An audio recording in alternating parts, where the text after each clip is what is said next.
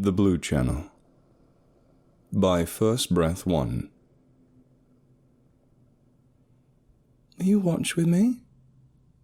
3 a.m. I rubbed the sleep out of my eyes. My toddler Olivia stared back at me. It's the middle of the night, baby. What are you watching? She frowned.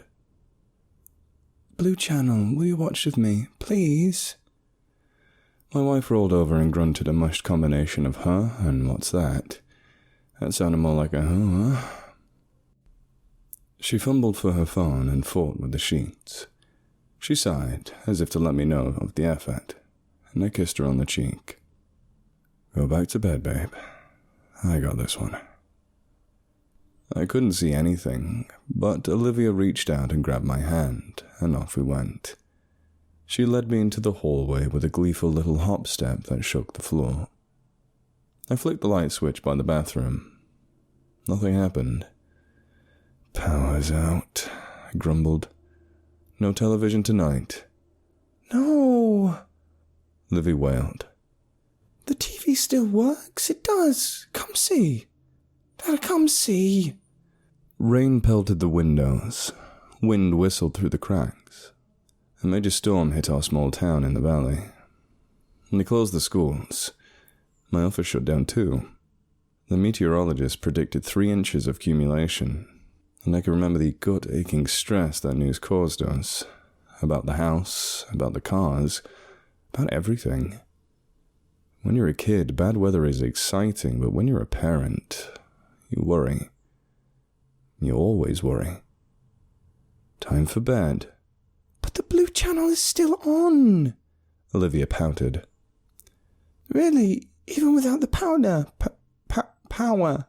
It still works? I want to watch it together. Will you watch with me, please? I groaned. Okay, sure, let's go look. Hurry. She took off, with an overloaded diaper so low it almost skidded across the ground. That overworked piece of cloth reminded me that she was still just a little kid, regardless of how big she sounded. I loved everything about her at that age. You've got to change your diaper, kiddo. I was watching, she interrupted. And they said they wanted to talk to you. I stopped her. Who wants to talk to me? The show, she smiled. The Blue Channel. It's a kids' show? Yeah. And it's on at night? Only at night. And they want to talk to me. I don't know if it was the shock of everything or my general clumsiness, but a nail between our old floorboards caught my pinky toe at just the right angle, and I shouted out, "Fuck!" just before my 3-year-old pushed me. That's right, she actually pushed me. No, Daddy, no. Man on the Blue Channel said no cussing. Never ever cuss. It's inappropriate and rude, and you should know better as an adult.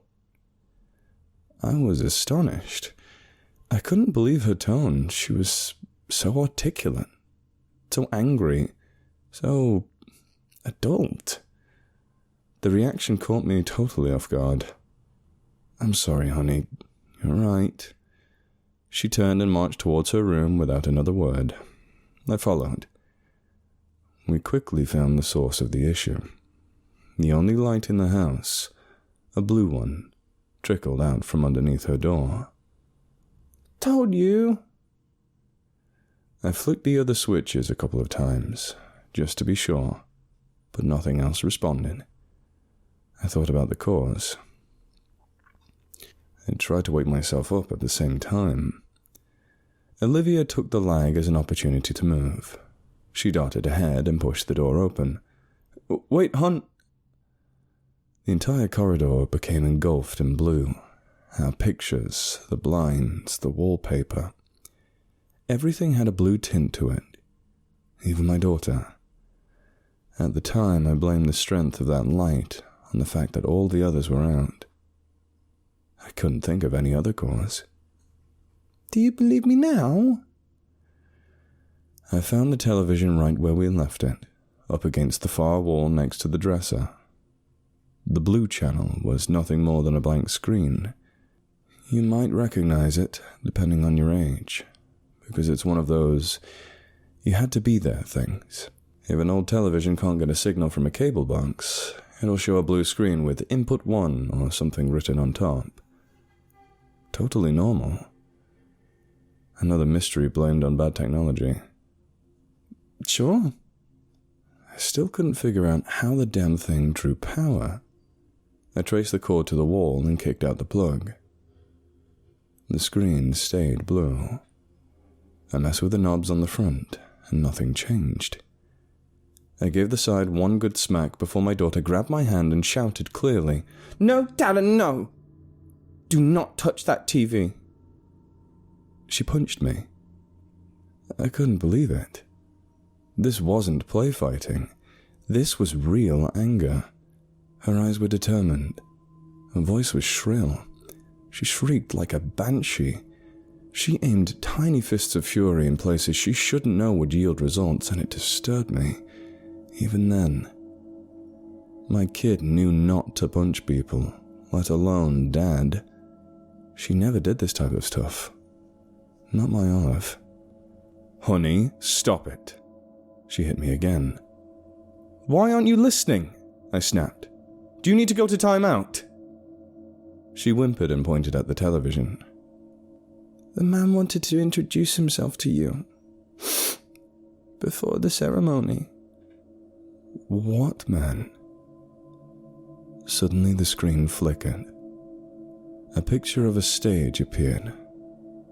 "Honey, what man?" Olivia pointed at the television. "Watch." An applause track echoed without an audience.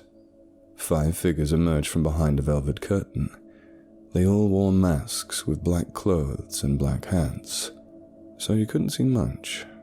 But the first one was the biggest, and they all seemed to get shorter in height from there. The guests paraded in a single-file line towards the front of the stage. The imaginary audience jeered. The group found their way to 5 planted wooden chairs towards the back and sat down.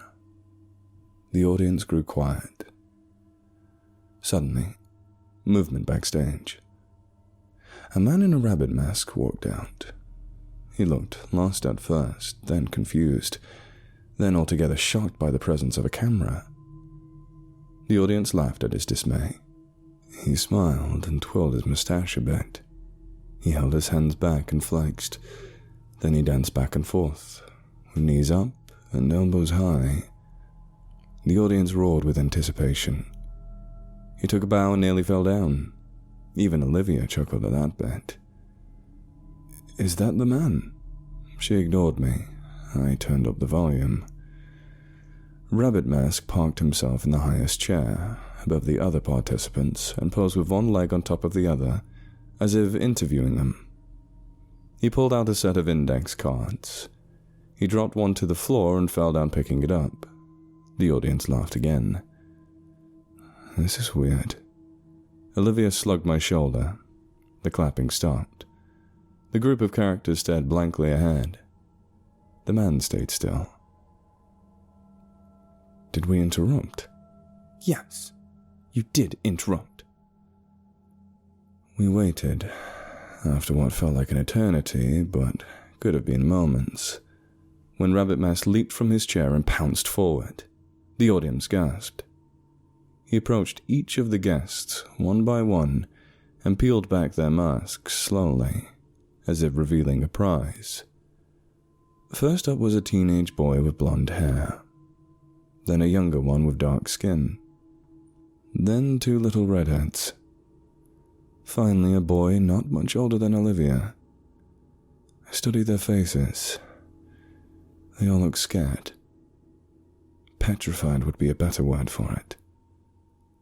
The oldest looked like he wanted to say something, but he didn't. "Olive, who are they?" Silence again, from my daughter and from the Blue Channel. This time we waited for at least a full minute. "Okay, bedtime." Out of nowhere, Rabbit Mask rushed forward again and grabbed the camera. He stared into us, at us. I mean, he really looked at us. His eyes were a crystal kind of blue. His lips were dark red. His teeth were chipped and crooked in the back, but admirably straight at the front. And when he laughed, his tongue flicked out, almost like a snake's. Why is he doing that? Don't talk, Daddy. Why not? What's he going to do? Watch. Rabbit Mask let go of the cameraman. He marched back and forth, with hands on his hips, as if insulted by my insolence. The children beside him giggled in unison, but they weren't smiling. Olivia? I stammered. Honey? Rabbit Mask hopped on one foot and held his other. Then he fell and sobbed like a baby. The audience howled with laughter. I felt my face grow red. Were they laughing at me? And what happened earlier? This isn't funny. My daughter giggled, but her face didn't seem to smile. She just stared at the television. The man stopped whining. He regained composure.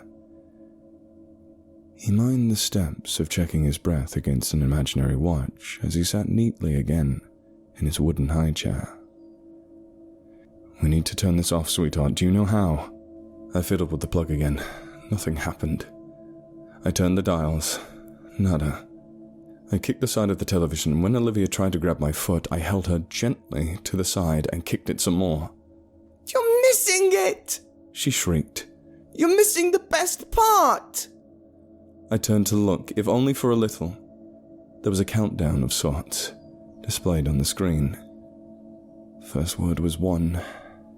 The camera panned to Rabbit Mask doing a jig with one of the boys. Then 2. 2 boys dancing. And 3, 4, 5. The screen cut. All of the guests were seated but one. The oldest was standing at the front with his mask removed and long hair untethered. His knees bounced together nervously. His skin appeared pale and sickly. A thin line traced down his light-colored boxers, and he opened his mouth to say something, to scream it, but his voice stayed muted. A figure approached from behind the curtain. Oh no. He never saw him. Turn around. Rabbit Mask held a long machete in his hands. What the fuck? I tried again, unsuccessfully, to crack the screen. I kicked it and punched it and smacked it until my hand felt broken and knuckles went raw with blood. I just couldn't do it. I glanced back over for a second. Only a second. Rabbit Mask reared back and slashed at the poor kid's neck. One swift motion. His body fell forward like a sack of potatoes. I screamed. He hit him a dozen more times, over and over. In the back, in the legs, in the arms. Blood poured from each wound like a hose. His body jerked and spasmed this way and that. I think the first blow must have killed him, but that didn't stop the violence one bit. Olivia clapped through the whole thing. Honey, please, get your mother. She ignored me. I looked for something metal to crack the glass. I found a wooden bat. I swung and managed to splinter it a little bit, but the picture stayed connected. I swung harder. The camera panned out for a wider shot. The remaining participants stared blankly ahead. Then they pointed at us. My daughter nodded and began to climb inside of the television. My turn. Olivia! It's my turn! I know what you're thinking. Fuck you, right? There's no way that could have happened. Fine, whatever. I've heard it all 1,000 times before. Believe what you want at this point, because I know the truth. She used the bottom as a ledge, and as soon as one little leg was inside, It disappeared with a horrific suckling sound.